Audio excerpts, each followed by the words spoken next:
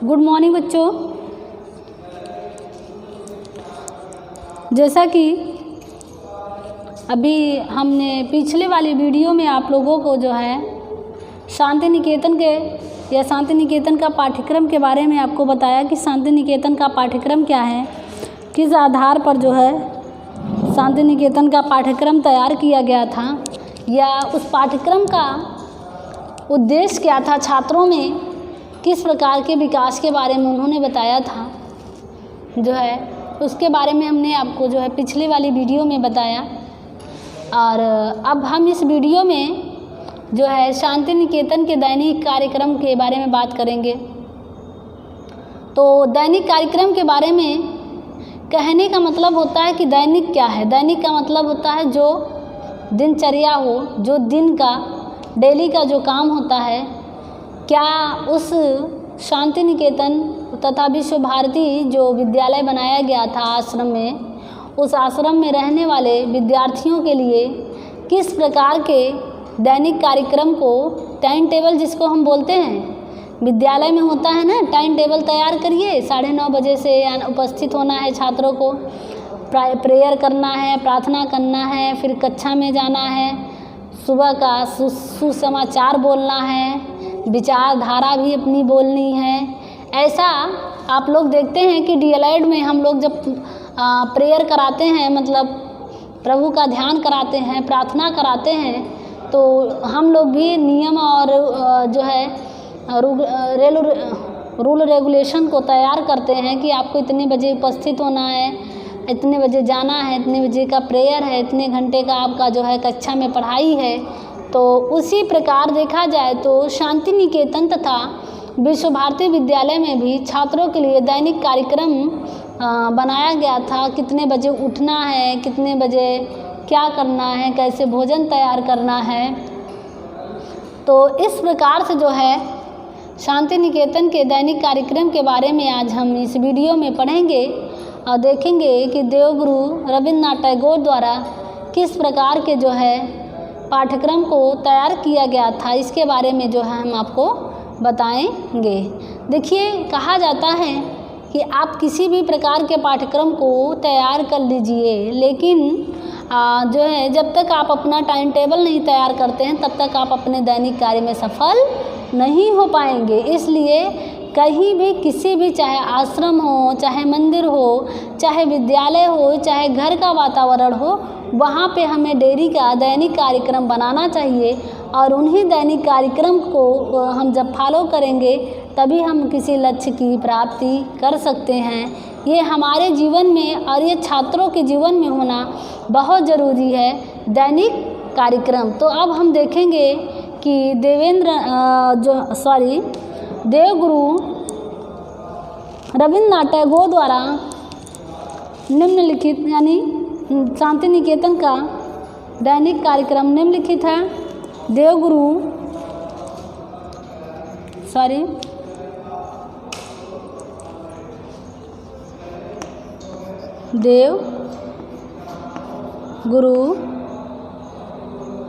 रविन्द्रनाथ या देवगुरु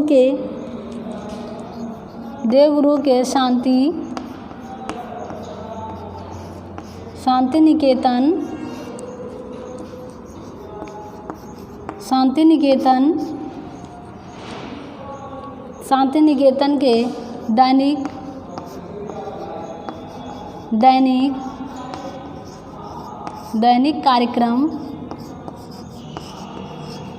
निकेतन के दैनिक कार्यक्रम निम्नलिखित है।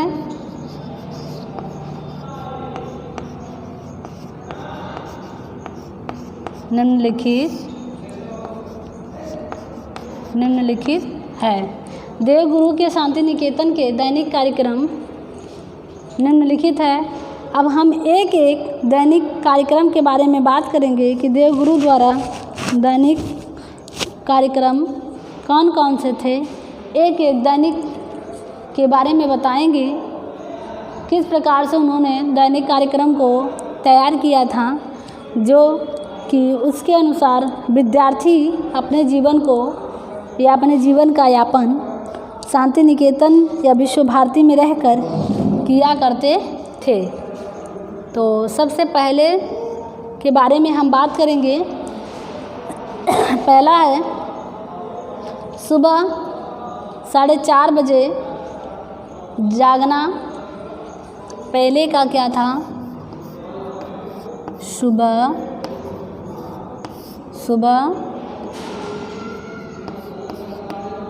4:30 बजे जागना। हाँ, मतलब अब इस समय अगर किसी विद्यार्थी को, कोई विद्यार्थी है पढ़ाई कर रहा है, अगर उसे 4:30 बजे उठा दीजिए आप, तो अभी देखिए गुस्सा हो जाता है, परेशान हो जाता है कि 4:30 बजे हमें क्यों जगा दिए।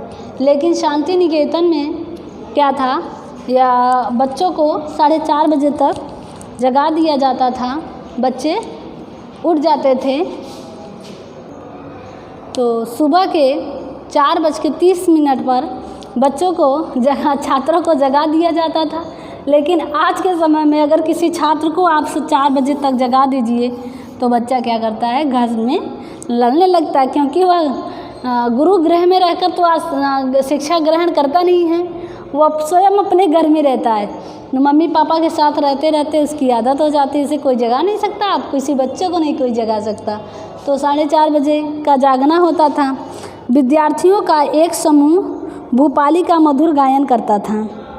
विद्यार्थियों का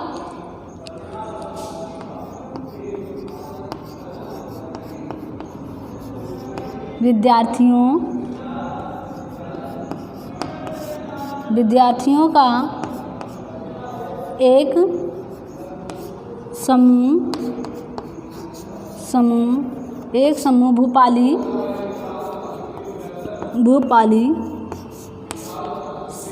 भूपाली गायन करता था। भूपाली का मधुर गायन करता था। भूपाली का मधुर गायन करता था। कहने का मतलब ये है कि 4:30 बजे जब बच्चे उठ जाते थे, छात्र जब उठ जाते थे विद्यालय में या गुरु गृह में, तो उठने के बाद क्या करते थे विद्यार्थी, एक समूह बनाते थे और उस समूह में क्या करते थे, भूपाली का मधुर गायन करते थे, मतलब भजन करते थे। भूपाली का मतलब मधुर स्वर में भजन कहते थे। कोई भी भजन को गाते थे, ईश्वर भक्ति का जो है आध्यात्मिक विकास करने के लिए भजन गाया करते थे। और राम श्याम की कहानी, मतलब राम की, कृष्ण की, शिव की आराधना करते थे। इस प्रकार से जो है उन्होंने भूपाली गायन किया करते थे। फिर इसके बाद शौच स्नान,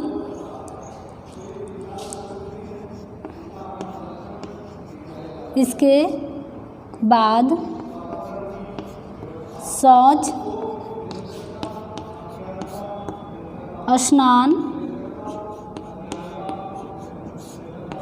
शौच स्नान करते थे।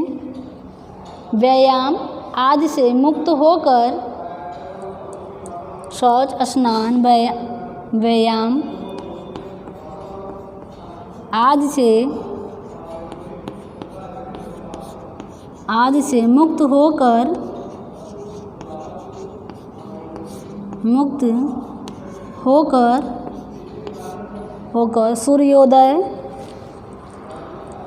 सूर्योदय के समय सामुदायिक प्रार्थना,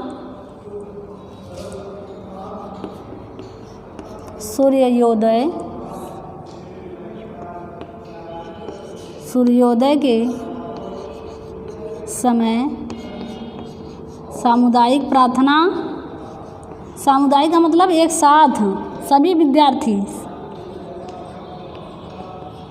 सामुदायिक प्रार्थना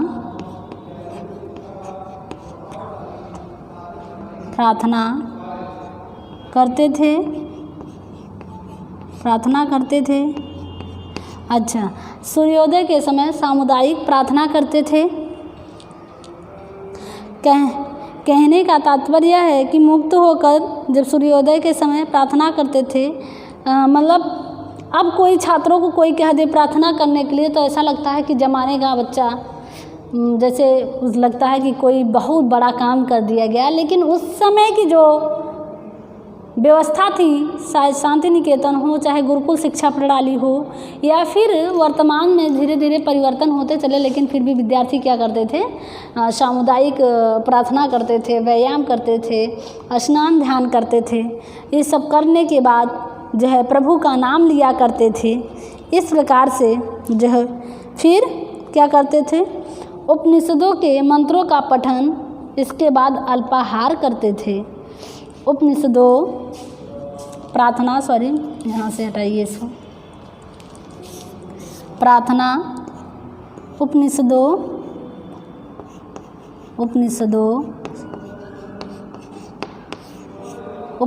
का मंत्रों, उपनिषदों के मंत्रों का नहीं, उपनिषदों के मंत्रों का पठन के मंत्रों का पठन,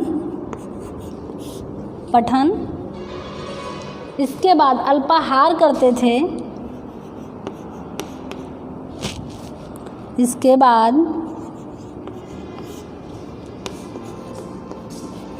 बाद अल्पाहार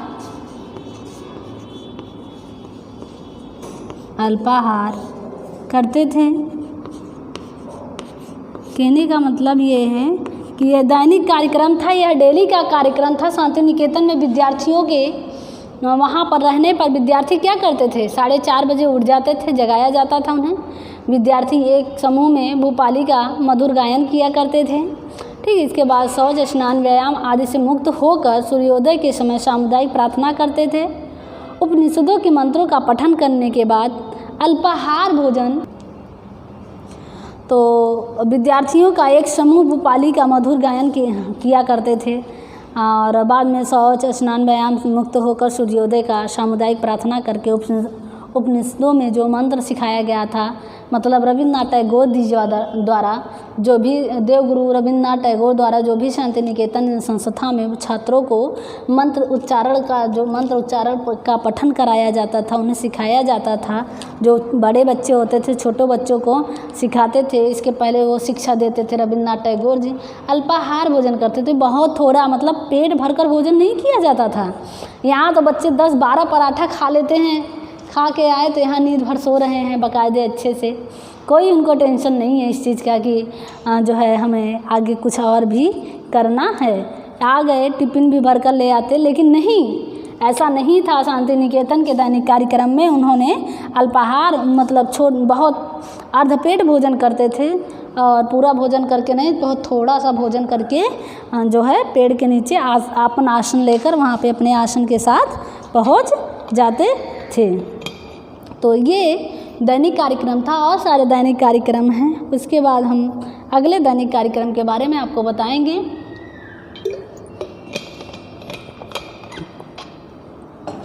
ये तो पहला दैनिक कार्यक्रम था।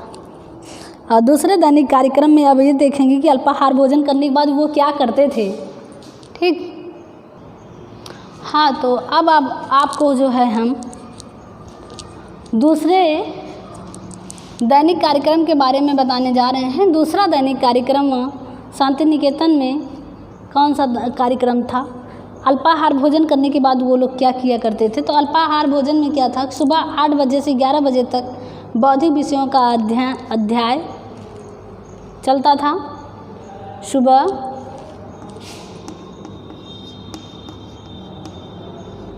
जब अल्पाहार भोजन कर लेते थे, सुबह 8 बजे से 11:30 बजे तक, सुबह 8 बजे से 11:30 बजे तक बौद्धिक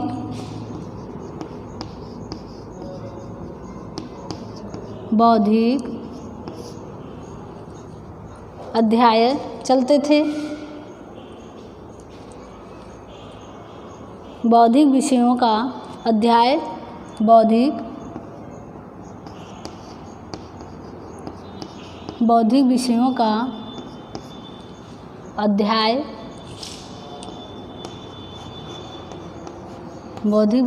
अध्याय कितना 8 बजे से लेकर 11:30 बजे तक बौद्धिक विषयों का अध्याय चलता था। 12 बजे मध्याह्न का भोजन, 12 बजे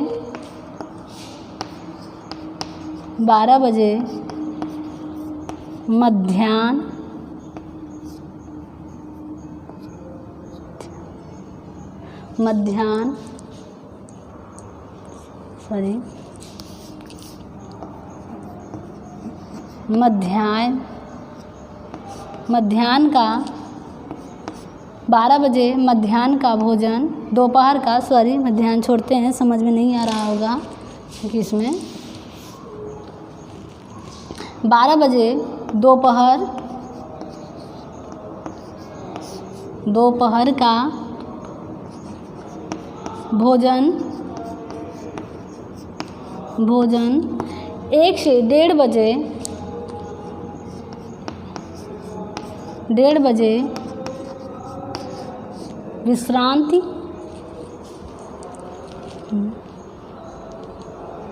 1:30 बजे तक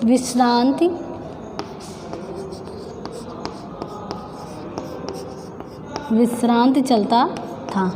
कहने का मतलब यह है कि सुबह 8 बजे से 11 बजे तक बौद्धिक विषयों का अध्याय चलता था। 12 बजे दोपहर का भोजन होता था, जैसे लंच लोग आज बच्चों 12 बजे की घंटी बजी नहीं कि बच्चा दौड़ता भागता गिरता अपना टिफिन लेके पहुंच जाता है खाने के लिए, उसी तरह 12 बजे का भोजन चलता था। फिर 1:30 बजे तक क्या होता था, विश्रांति, मतलब बच्चे 1 घंटे तक क्या करते थे, आराम करते थे। आराम खाने के बाद क्या करते थे, आराम करते थे। इस प्रकार से उनका दैनिक कार्यक्रम उन्होंने शांति निकेतन में इस प्रकार का दैनिक कार्यक्रम बनाया गया था। तीसरे कार्यक्रम के बारे में हम बात करेंगे। तीसरा कार्यक्रम कौन सा था? तीसरा था 4 से 6 बजे शाम तक। अब आता है तीसरा कार्यक्रम 4 से 6 बजे तक, 4 से 6 बजे तक शाम को व्यवसाय,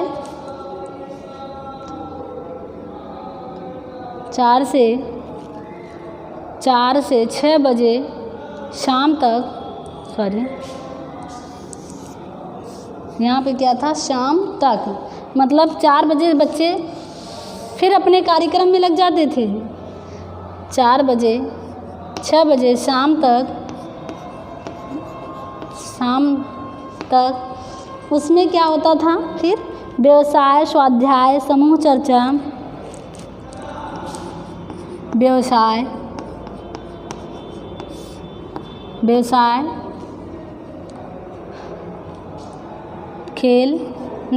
व्यवसाय होता था, समूह चर्चा होता था, स्वाध्याय होता था,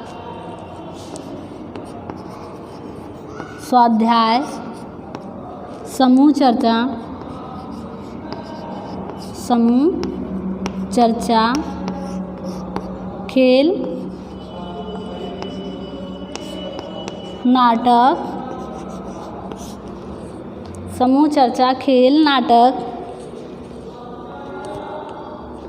क्रीड़ा, गायन, कला,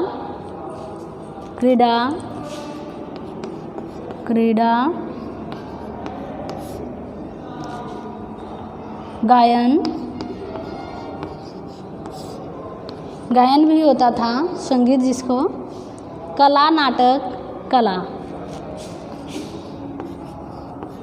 आदि। कहने का मतलब यह था कि जो दैनिक कार्यक्रम तैयार किया गया था तो वो शाम का क्या था कि 4 से 6 बजे शाम तक क्या करते थे लोग, व्यवसाय, स्वाध्याय विधि होता था, समूह चर्चा भी होता था, खेल होता था, क्रीड़ा होता था, नाटक होता था, गायन होता था, कला आदि। ये सारी चीज़ें कितने टाइम में होता था? 4 बजे से लेकर 6 बजे शाम तक ये कार्यक्रम जो है चलता था। इस प्रकार का जो है उनका दैनिक कार्यक्रम था। इसी दैनिक कार्यक्रम में वो जो है बच्चे 4 से 6 बजे तक बिजी हो जाते थे।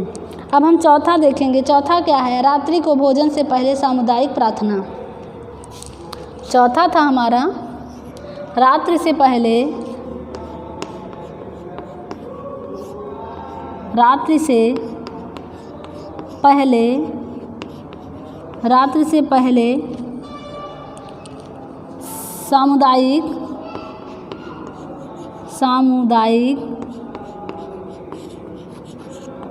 सामुदायिक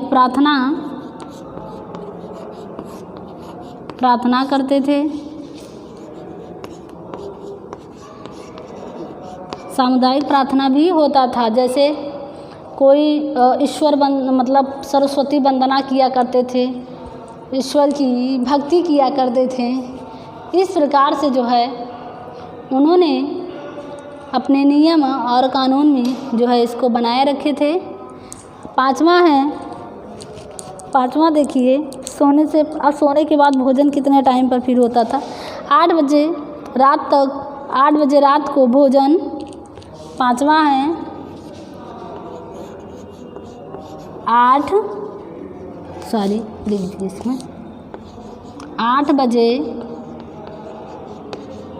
8 बजे रात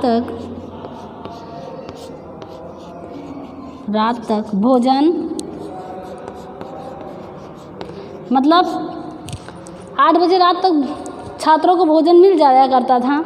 अब बच्चे जो है भोजन भी किया करते थे। तो इस प्रकार से जो है उनका दैनिक ये कार्यक्रम था।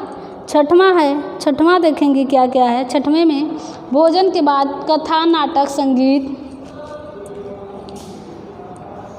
6वां है जब 8 बजे तक भोजन कर लेते थे लोग एक साथ, एक सामूहिक जगह जब विश्राम करने लगते थे, सोने जाते थे, तो वहाँ पे क्या करते थे कि वहाँ पर भोजन के बाद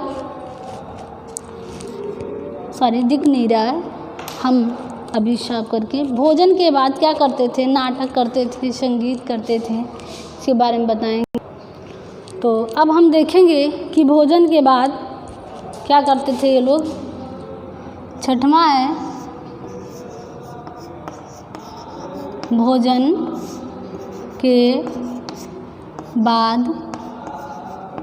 के बाद जो है ये लोग एक साथ क्या करते थे, एक जो है घर में कमरे में जब आश्रम करने जाते, मतलब विश्राम करने जाते थे, तो वहाँ पर क्या करते थे?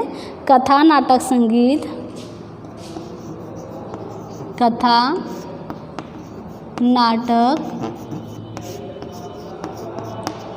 संगीत, सांस्कृतिक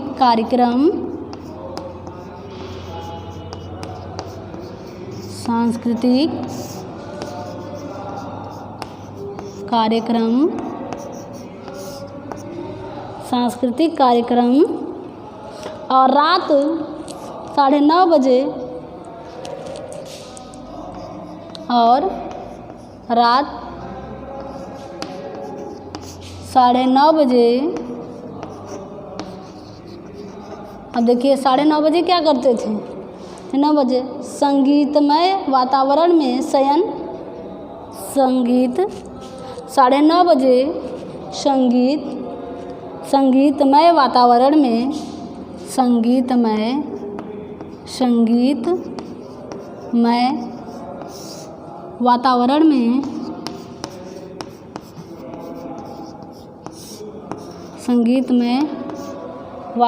में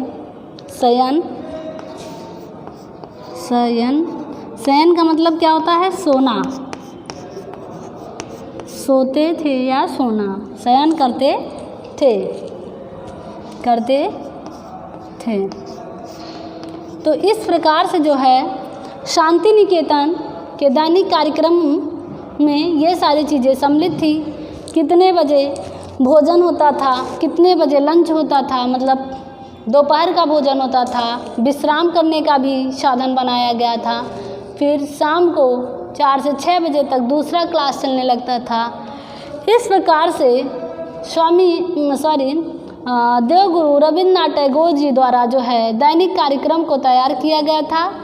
ये टाइम टेबल जो है तैयार किया गया था। इसी के अंतर्गत सभी छात्र जो है शांति निकेतन संस्था में रहकर शिक्षा को ग्रहण करते थे और दैनिक कार्यक्रम में सम्मिलित होते थे और उसका पूरा भरपूर आनंद उठाते थे।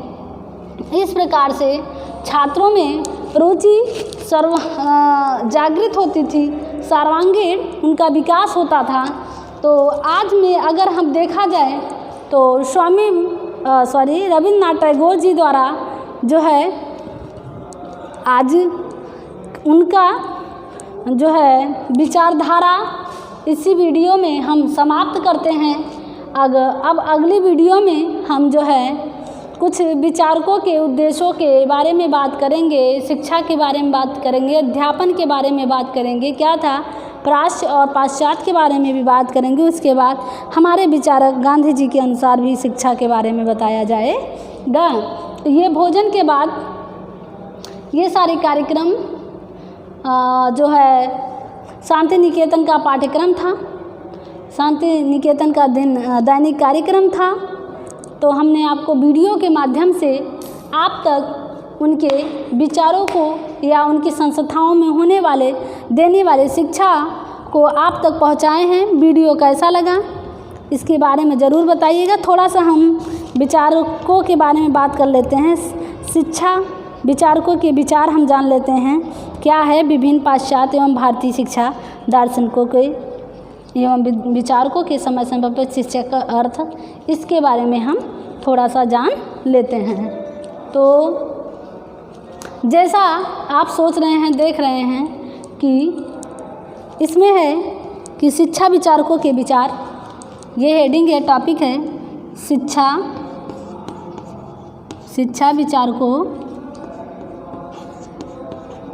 विचारकों के विचार, शिक्षा विचारकों के विचार के बारे में बात कर रहे हैं। तो देखते हैं कि विभिन्न पाश्चात्य एवं भारतीय शिक्षा दार्शनिकों एवं विचारकों के समय समय पर शिक्षा के अर्थ, उद्देश्य, पाठ्यक्रम, शिक्षण विधियों, गुरु शिष्य संबंध, अनुशासन आदि के विषय में अपने विचार प्रस्तुत किए हैं। इसी संदर्भ में महात्मा गांधी, रविन्द्रनाथ टैगोर, विवेकानंद, डॉक्टर राधा कृष्णन, गिजुभाई वेदका के शिक्षा से संबंधित विचार निम्नानुसार है और इन्हीं विचारधाराओं का जो है हम आप तक पहुंचा रहे हैं वीडियो के माध्यम से। और इसी विचारधारा के माध्यम से आप भी शिक्षा के अस्तित्व को समझें, उनके महत्व को समझें। जैसे कि गांधी जी, स्वामी विवेकानंद जी, रविन्द्रनाथ टैगोर, गिजुभाई वेदिका और राधा कृष्णन, सर्वपल्ली राधाकृष्णन ने जो है ऐसे विचारों को, ऐसे भावों को जो है शिक्षा के अर्थ समय समय पर बदलता गया और उसमें संशोधन होता गया। वो चाहे भारतीय हो चाहे पाश्चात्य हो, इन लोगों ने समय समय पर इसका परिवर्तन करते रहे और करते चले आ रहे हैं अभी तक।